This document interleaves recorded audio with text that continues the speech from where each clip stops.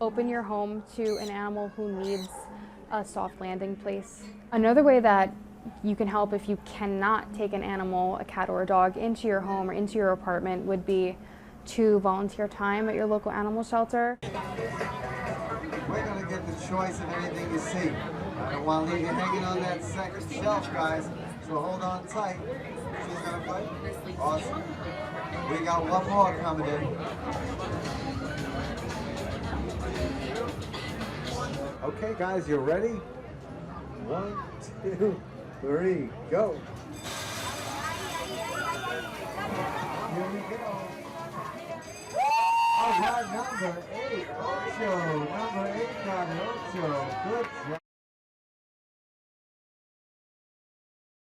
I want to thank the American people for the extraordinary honor of being elected your 47th president and your 45th president. It was an election that no one could have foreseen.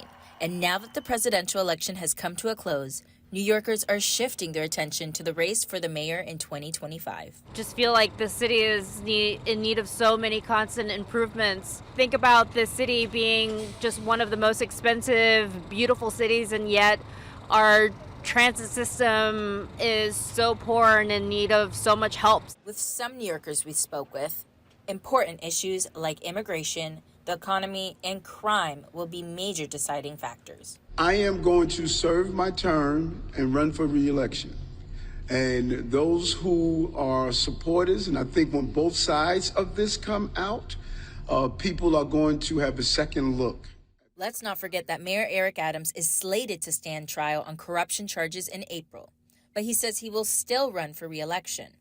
His challenges so far include Comptroller Brad Lander, former Comptroller Scott Stringer, Darren Dion Aquino, and state senators Zelnor Myrie and Jessica Ramos. Basically, I don't think I can trust someone like him right now. If you don't participate on who's going to be controlling your city, your state, okay, then you really got no complaints later on if things don't go right. Dr. Stephen Cohen is a political expert from Columbia University and says the federal corruption charges Mayor Adams is facing may not sit well with voters. It's not clear whether he is himself personally guilty, although there are cases going on. I do think you should presume innocence until proven guilty, but none of this is good. And I think it makes him a fairly weak candidate for re-election. According to Politico and the 2021 mayoral election, a little over 1 million New Yorkers voted. That's 21% of registered voters, and this was the lowest percentage turnout in the last 2 decades. Dr. Cohen says on the heels of the presidential election, we can't let fatigue stand in the way of exercising our right to vote, and we need to encourage younger voters to hit the polls too. And I also think that because of the corruption issues, that will probably increase turnout. Experts say now is the time for the growing number of New York City candidates pursuing to run against Adams to start building their campaign teams. In Midtown, I'm Astra Rincon Montañez, New York City News Service. The effects of rising sea levels are already being felt across Africa and beyond. The United Nations General Assembly met for a high-level discussion on the escalating threat of rising sea levels.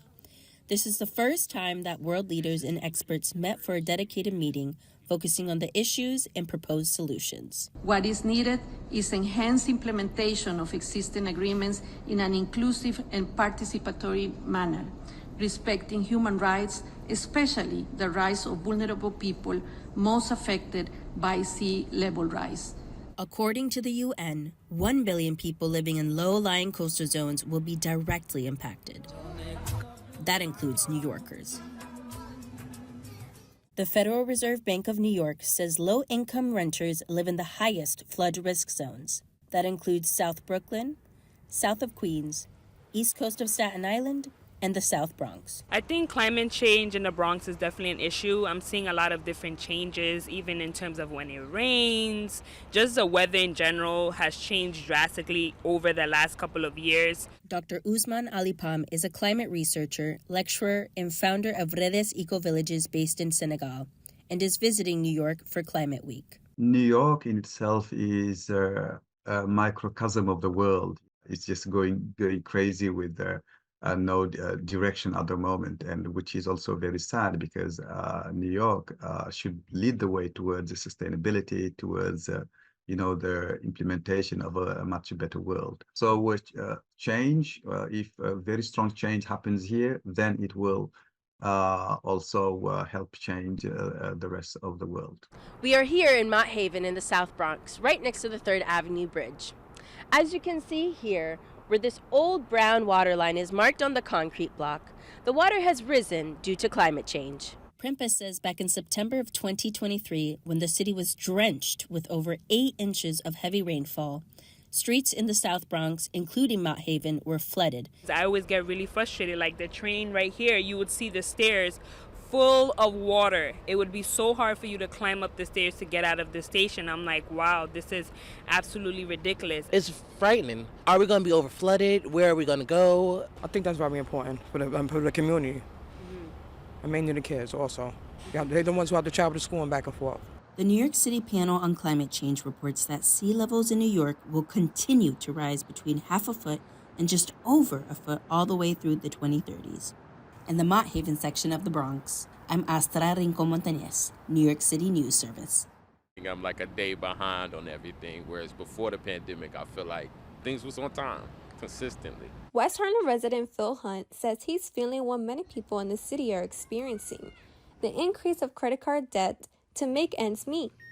Many residents are having a hard time keeping up with the rising cost of food to feed their families. Prices of groceries before and after the pandemic, it definitely feels like everything's like $2 to $3 more for some weird reason, and I don't know why. New York University economics professor Christopher Colin says low-income families are the ones most affected by credit card debt. They use credit cards to smooth out kind of big expenses, right? So a big medical bill, a big car repair bill, urgent travel to see relatives and things like that.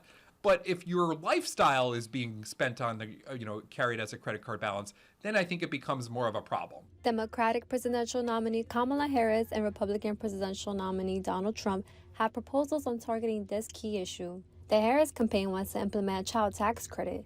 The Trump team says they will end taxes on Social Security benefits and add tariffs of at least 10% on all imports and add another tariff of at least 60% on all Chinese imports.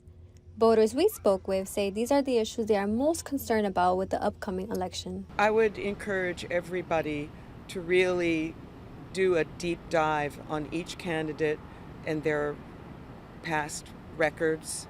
I would encourage everyone to vote blue up and down the ticket because we really do need to turn things around right now.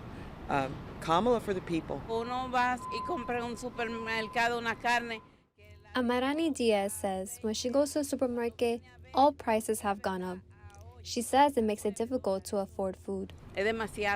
Mounting credit card debt is a problem for many Americans. People we spoke with here in West Harlem say they hope whoever is elected the next president will slow inflation and reduce the cost of living. In West Harlem, Jacqueline Zamora, New York City News Service.